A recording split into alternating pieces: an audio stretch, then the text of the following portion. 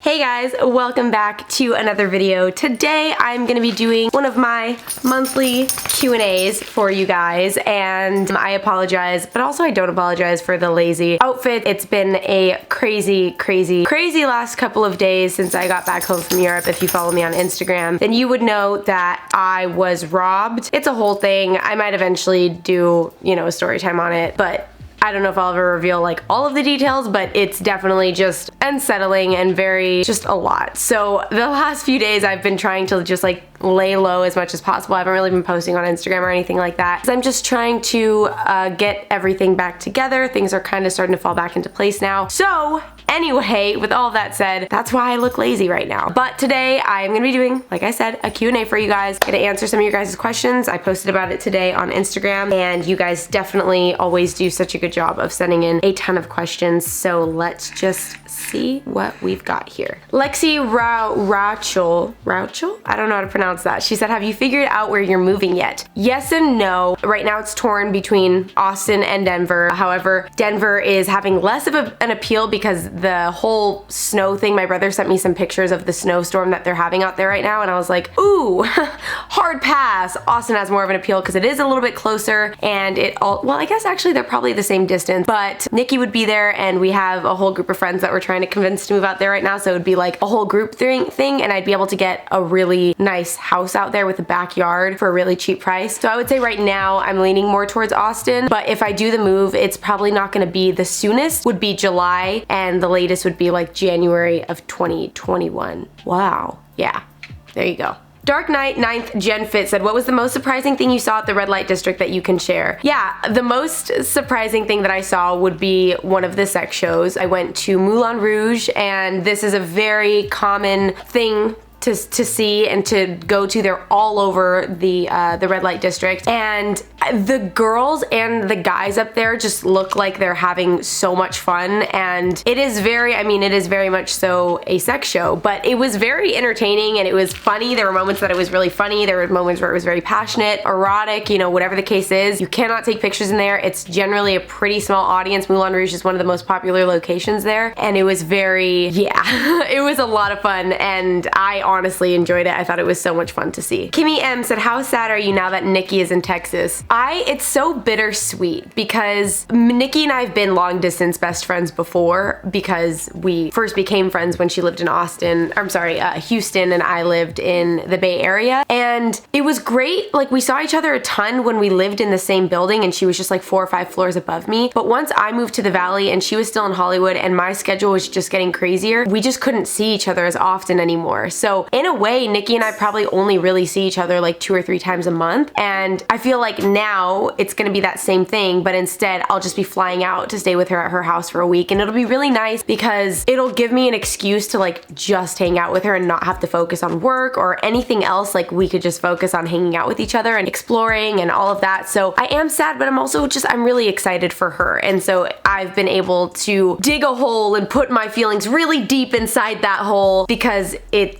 means that she gets to be really happy, and that's all that really matters. Ooh, these 2 questions came back to back. I'll keep them anonymous, but it's basically about tips on how to have a fuck buddy and not catch feelings, or how to not get too attached to someone after hooking up with them. So I have just closed myself off emotionally. Like, what I can say about myself is that up until maybe 2 years ago, I was so clingy, in the sense that like if we had hooked up, if we did anything remotely sexual, I was gonna immediately catch feelings for that person, and because to me it was such an intimate thing. And I don't remember who I was talking to about this, but there is a way to just really separate it, and it comes more naturally to men. Biologically speaking, they just are made to procreate, and women are meant to procreate, but also we have the motherly instinct, and we bond and all of that. So I think it's really just about learning about yourself, and if you feel that there's somebody that you're meeting and you're like, oh, I could actually really like this person, and I want this to be more than what this you know, hookup is, one night stand, whatever it is that you're doing, you need to be able to differentiate those two, because if you feel like it's somebody you can have feelings for, do not do it. Just don't. Unless it's like, you know, like if they're going into this thinking it's just a hookup, don't do that to yourself. You're just gonna make things harder for yourself. Yolanta K80, hi, said, when have you felt the most challenged? So I felt the most challenged many times in my life, but without making it too morbid. When my mom passed away, I was not, one, very mature. I was 17 years old, and my whole life kind of like had the rug pulled from under me. And so I really regret that during that time, I really separated from like 85% of my family, like just cut off communication, didn't talk to them, and they weren't doing anything wrong. I was just so shocked by my mom's death, and I was so young, and I was still learning how to process emotions, that when it happened, I'm still learning how to process emotions, but when it happened, the easiest way to protect myself was to just put a shell around me. And so now having to pick up the pieces, it's gotten a lot better now, but especially like last year or even 6 months ago, picking up the pieces of like coming back to my family and saying, I'm sorry, and I want to have a relationship with you, and I want to talk to you, and I want, you know, my cousins to feel comfortable around me, and, you know, all of these different things. So I'm still struggling with it a little bit today, but it used to be really hard before, and I felt, you know, I felt bad, and I don't know if that makes sense, but it was really challenging for me because this is my blood, and they never did anything wrong by me, and I just completely dismissed them as a coping mechanism. Yeah, because it was like this thing that just always floated over my head. It was always like this, I'm sorry, like I love you, how are you feeling, do you miss her, we miss her too. And I wanted to go through it alone and like with my brother, and that was it. G Curatalo said, what happened to the project you and Omar were working on? So there were some huge setbacks, one of them being the checks being stolen to the business account that we opened for the business that we are launching. But the website is done. We're just making the finishing touches, the little final things to make it perfect, and then it will be launching for you guys, I would say, in about a week or two. I know we're supposed to launch mid-October. That just did not happen. So yeah, but basically like it's all done now. I've seen the skeleton website. It's just about basically announcing it and getting like a new card. So it's ready. My point is it's ready. We just need to get those final touches. Look out in the next week or two. It'll be there. And I'm really excited for you guys to hear about the launch and to be a part of this launch, because I think it's going to be really huge for people who are seeking, I think it'll be really huge for people who are seeking guidance as a beginner or as somebody in the intermediate side of training. So that's all I could really say, but I think it'll be really great for a lot of people. And don't worry, it's gonna be so affordable. I think some of you aren't even prepared for how affordable this is about to be. It's kind of crazy. V&V said, did you gain any big insight or even a vision for yourself while you were away in the Netherlands? Yes and no. I mean, it was definitely just eye-opening to get to see European culture at its finest. Like when I would go, it was oftentimes with companies that I was working with, and so it was very touristy or just rushed. And so to be able to just explore and see a different culture was really beautiful. I think it just made me realize that I want to travel more and that I want to see more of the world and see what else is out there, because I do become a lot more open to experiences and different cultures and different lifestyles and different ways of thinking when I'm seeing someone in their natural habitat doing that. And so I guess that would be the only thing. There was nothing standoutish to me though. I feel like I had more of that when I went to like Thailand, you know, visited the temples and stuff. I was like, okay, this I want to be a Buddhist after that. Like, you know, that's the type of stuff that will change my thinking, but hopefully that answers your question. Alaskan Annie, how has it been going public with marijuana? Do you get a lot of haters / judgers? Oddly enough, I have not gotten a single message, a single negative message about smoking weed. And I was so surprised, because I really felt like some people were gonna be like, oh my god, this is so disappointing to see you doing this, or like, you know, I looked up to you, because I know there are some people who are really anti-weed, but no, everyone is just, if anything, it's been comments of like, oh, you know, I've been wanting to try, what's your favorite, what do you smoke it for, has it helped you with your back pain or anxiety? Like, it's been a lot of questions, and it's also just been people saying like, thanks for normalizing this, because it's not a bad thing. It's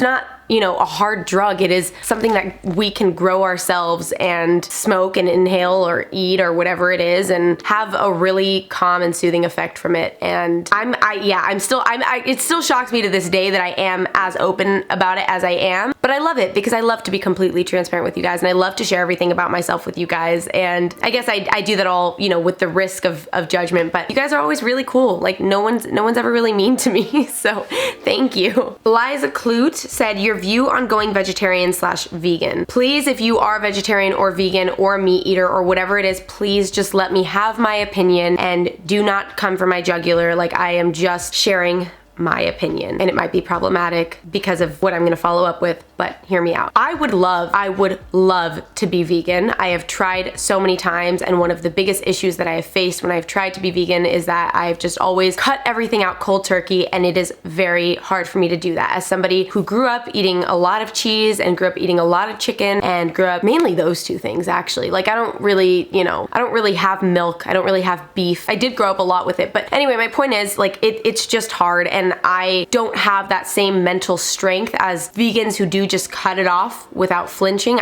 I'm just incapable. I'm not as strong as them because I do always cave in to my cravings even when I think I'm not going to. And it's usually to something like a chocolate bar, like my Reese's or something like that, which obviously has dairy. I think it's a really great thing to do. I think it's wonderful for the environment, and I respect anyone who is a vegan. I always am just like, you are incredible. I'm so amazed by what you do. Vegetarian, same thing. I think that meat consumption is definitely affecting our ecosystem, and global warming is very real, and we should all be doing things to lead to less meat consumption. I don't know that I will ever be completely meat-free. I don't know that I will ever be completely dairy-free, but I know that I have made extreme changes in my diet that I feel are realistic for me to feel like I'm putting in an effort with the environment. So one thing I don't eat anymore, I do not touch red meat. I had stopped, I think 2 years ago, and then within 6 months I had started consuming it again. I have not been eating red meat for probably 6 months now, but I don't plan on touching it again anytime soon. And one of the reasons, actually, I've seen so many tragic videos, but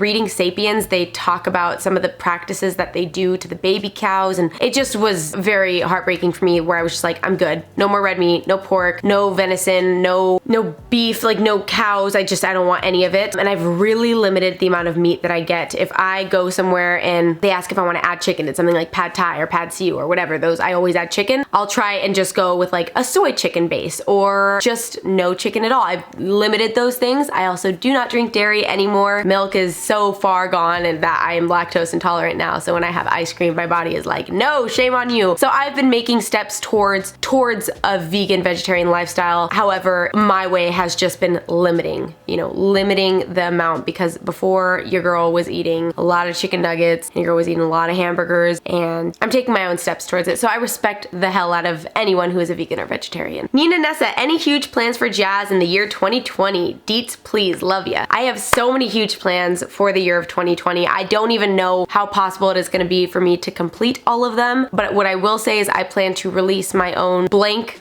of something, my own range of something. It's going to be in the clothing department, but it's not athleisure. It's not what you guys are expecting. So I'm working on that right now, and hopefully I can have a launch by January, a very small launch. So I have that coming. Obviously, Omar and I will have our company that will be launching in the next few weeks, which we plan to really expand in 2020 and really build upon it even more. And I feel like those are the only two things I can really say. But yeah, there's like 4 other things that I want to mention, but I want to keep it anonymous, and I also want to make sure that I actually do them. So just pay attention, okay?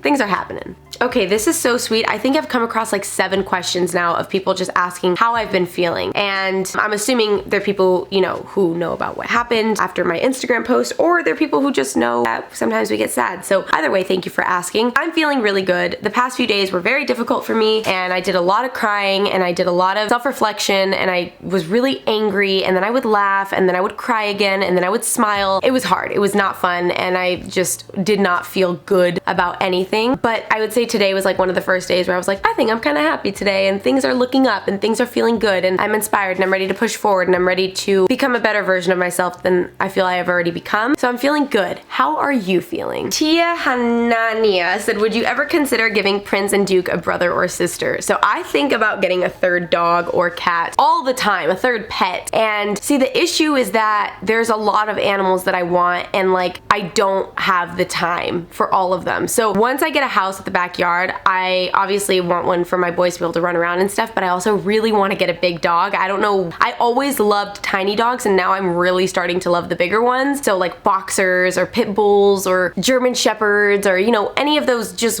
good big boys. And so ideally I would get a rescue puppy, and the only reason I would do a puppy this time is because I would want a tiny puppy to learn and adapt that my dogs are very small and that he can't trample them and he has to deal with them more carefully. He would just get to grow up with them. So yeah, I would want to get a large dog as a puppy, and then I would want to get like 2 cats and a hamster and like a bearded dragon. Like I want too many pets, so I just don't ever see myself having enough time, and I see myself being very overwhelmed having 6 to 7 animals. And then I'm like, how do I like make sure that they're all getting equal amounts of attention? I don't know. So yes, but I don't know. It's more realistic for me to get a 3rd dog, but even that just sounds intense as hell. Yeah, maybe. Nicholas Fuen said, how do girls like you stay single for so long? I don't know what you mean by girls like you, but how do girls stay single for so long? We seem cool on the exterior, and then they get to know the inside. Once we trap them, we show the inside, and they are very, very scared, and so we never actually go public about the relationship because we're actually psychotic. I'm joking, am I? I don't know. I got a little too passionate when I said that. I think that people think that I am one way, maybe because of the type of pictures that I post or the way that I talk in my videos, and you know, I seem like I've got it together emotionally, but I am still very confused half of the time, and I send mixed signals, and one second I'm in, the next I'm out, and then they're in, and then I'm out, and then I'm in, and they're out, and then it's like I am always self-sabotaging and not allowing things to work out with people that it should work out with because I'm falling for the guys that it shouldn't work out with. Next question. That's why I'm single, okay? That's why I'm still single. I am trying my darndest to at least find love by 30. I'm giving myself 5 years. Like, eventually I'm gonna need to have a baby, you know what I mean? And so I'm gonna need to have a husband for that, or a wife, and we just, you know, get a surrogate and put things, and you know, that's an option too. But I'm just saying, like, that's why I'm single. I'm trying, but I am very all over the place, and I send mixed signals, and okay? Are you and Churdley's dating? I wish! I wish! I love you, Churds! Someone said, the sound of your voice calms me down. Not a question, but I love to hear you.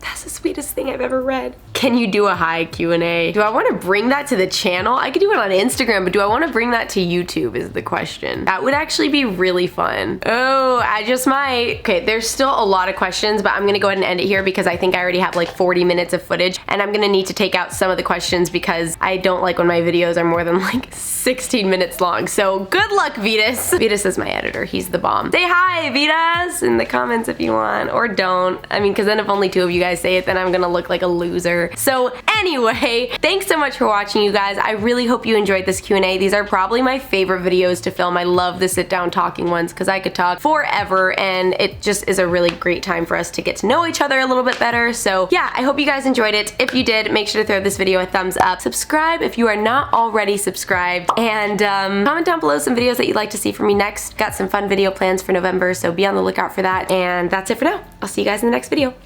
Besitos. Bye.